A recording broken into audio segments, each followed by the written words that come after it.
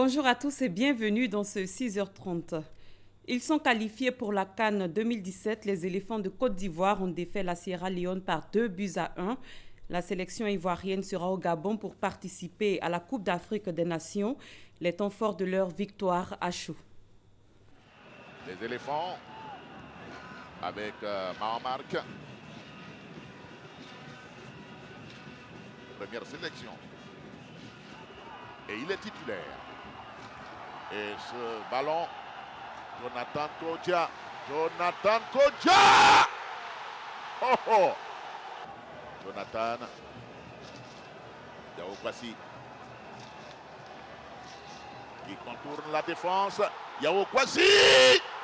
Oh oh oh oh! Aïe, ce retour gagnant alors qu'il s'était bien jeté, Jonathan Kodja, pour reprendre ce ballon. Kessié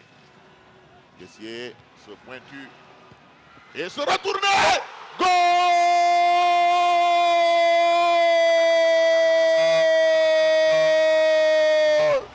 Et c'est l'enfant de Tipa qui frappe encore. Oh là là, quel but! Jonathan Kodja. Alors on n'a pas beaucoup d'occasions de vibrer en cette deuxième mi-temps. Et l'égalisation sierra-léonaise. L'égalisation sierra-léonaise, on l'avait dit. Le score final est donc de 1 but partout. Les éléphants de Côte d'Ivoire se qualifient donc pour la CAN 2017 par un match nul.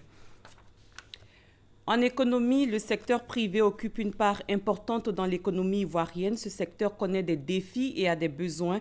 Ils sont estimés à plus de 3 000 milliards de francs CFA. Confiée au président des banquiers de Côte d'Ivoire, la commission financement du secteur privé, la Confédération générale des entreprises de Côte d'Ivoire CGC a vu juste en le faisant, car Souleymane Diarra vient de trouver un début de solution au déficit de financement qui frappe le secteur privé ivoirien et en particulier les PME, petites et moyennes entreprises. Sa trouvaille, la finance s'engage, nom donné au forum qui réunira autour d'une même table tous les acteurs de la chaîne de financement du secteur privé. Les banques, c'est vrai, travaillent, mettent en place un volume de financement chaque année pour des PME, PMI, pour différentes entreprises locales, mais qui ne sont pas forcément connues du public. Donc pour une première fois, ces engagements seront communiqués au public.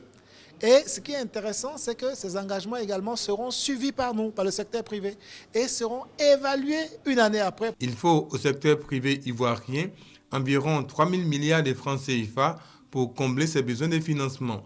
Si les banquiers se disent disposés à jouer leur part, ils attendent en retour des garanties. L'État ivoirien doit jouer un rôle, notamment par exemple à travers l'existence de fonds de garantie. Les PME elles-mêmes doivent jouer un rôle dans le cadre de la professionnalisation de leur activité, dans la transparence de leurs états financiers et bien évidemment dans la compétence des dirigeants qui portent les projets à financer. Le forum dénommé La Finance s'engage se tiendra le 24 novembre prochain dans les locaux de la Banque africaine de développement à Abidjan, une institution qui soutient pleinement cette initiative. Les ports de San Pedro et d'Anvers prolongent leur contrat. Cette infrastructure économique dans la ville de San Pedro a été investie par une délégation d'hommes d'affaires flamands conduite par le ministre flamand de la Mobilité, des Travaux publics, du Bien-être et du Tourisme, Hugues Hervé. En apposant leur signature sur les parapheurs, les directeurs généraux des ports de San Pedro et d'Anvers acceptent de prolonger leur partenariat. Un partenariat qui permettra d'intensifier le volume du trafic du port autonome de San Pedro vers la porte d'entrée de l'Europe, qu'est le port international d'Anvers en Belgique. Dans cette opération de séduction des investisseurs étrangers, le ministre des Transports, Gaoussou Touré, joue sa partition rassurée. Vous êtes là, soyez rassurés que vous aurez tout le soutien du gouvernement pour la mise en œuvre de vos projets. Les opérateurs économiques flamands s'engagent à investir dans la construction d'une plateforme. Le projet San Pedro Logistique verra bientôt le jour. Pour le ministre flamand de la Mobilité, des Travaux publics, du Bien-être et du Tourisme, le marché du port autonome de San Pedro va connaître un accroissement avec le protocole d'accord qui vient d'être signé. Si vous utilisez le port flamand, vous gagnez l'accès sur un marché de consommateurs de 200 millions de consommateurs du marché européen. Une visite guidée des installations portuaires a permis à la délégation flamande d'apprécier les potentialités du port autonome de San Pedro qui sera modernisé dès 2017. La première tranche des travaux de modernisation va coûter 400 milliards de francs CFA, a indiqué le ministre des Transports Gaoussou Touré. Dans le domaine du transport, une campagne contre la surcharge des véhicules est en cours, menée par le Haut Conseil du patronat des entreprises de transport. Cette campagne dénonce les désagréments causés par la surcharge aux routes nationales et internationales. Les transporteurs sont invités à respecter les charges autorisées. Justine Saïdjiki. Le Conseil des ministres de l'Union économique et monétaire ouest-africaine, UEMOA, a adopté depuis 2005 un règlement relatif à l'harmonisation des normes et des procédures du contrôle du gabarit, du poids et de la charge à l'essieu des véhicules lourds des transports de marchandises dans les 8 États membres de l'UEMOA. La Côte d'Ivoire a fait sien ce règlement qui participe de la préservation des routes en Afrique. Une campagne de sensibilisation des transporteurs et des conducteurs des véhicules poids lourds est donc initiée pour dire non à la surcharge des camions de transport de marchandises. Nous sommes en campagne de sensibilisation pour appeler nos compatriotes transporteurs à faire en sorte que nous puissions régler cette affaire de surcharge en nous conformant désormais au règlement 14 de l'UEMOA qui nous impose donc des poids. Transporteurs et conducteurs des véhicules poids lourds saluent l'application de ce règlement. Nous, les transporteurs, notre premier souci, c'est de charger moins et d'avoir un prix conséquent. Avant, on travaillait parallèlement. Quand on nous charge, on ne sait pas il y a combien de quantités qui se trouvent dans le camion. Mais aujourd'hui, le nouvel prix de l'UEMOA, là, vraiment, ça va, nous, en tant que les conducteurs, ça nous va droit au cœur. Le respect des charges autorisées rentre en vigueur en Côte d'Ivoire à partir du 1er octobre 2016. Tout contrevenant est passible d'une amende de 20 000 francs CFA pour la tonne en plus dans le cas du transport national et 60 000 francs CFA pour le transport international. Cette campagne qui débute à Abidjan va s'étendre à tout le territoire national. Rendons-nous à Séguéla, précisément dans le village de Diolé. Cette localité a été dotée d'un système hydraulique amélioré. On en sait plus avec Pargasso Kone. Diolé est une localité de la sous-préfecture de Massala dans le Haut-Rodougou. Ici, les populations parcourent de longues distances pour s'approvisionner en eau, mais pas de l'eau potable. Une situation qui n'est pas sans risque à en croire les chiffres de Médecins sans frontières. Environ 6 000 personnes meurent par jour dans le monde à cause des maladies diarrhéiques. Pathologies liées essentiellement à l'utilisation et à la consommation de l'eau polluée. Pour mettre les 8 000 âmes de Diolé à l'abri de cette menace sanitaire, l'Office national de l'eau potable ONEP a doté la localité d'un système d'hydraulique villageoise amélioré. Les populations heureuses de ce don ont exprimé leur gratitude au chef de l'État, un bien commun dont elles entendent prendre bien soin pour leur propre santé. Outre le problème d'eau potable, désormais un vieux souvenir, les populations des Diolé sont confrontées à d'autres difficultés, notamment le manque de centres de santé, de maternité, d'écoles primaires et de collèges de proximité. Des doléances qu'élus, cadres et conseils régionaux ont promis solutionner. Ils ont exhorté les populations au vivre ensemble et à la paix afin que Diolé soit une des localités phares du Haut-Rodougou, localité productrice de bananes plantains, de café cacao, d'anacarde et d'igname. Un mot de religion. Mère Teresa est décédée le 5 septembre 1997 à Calcutta en Inde.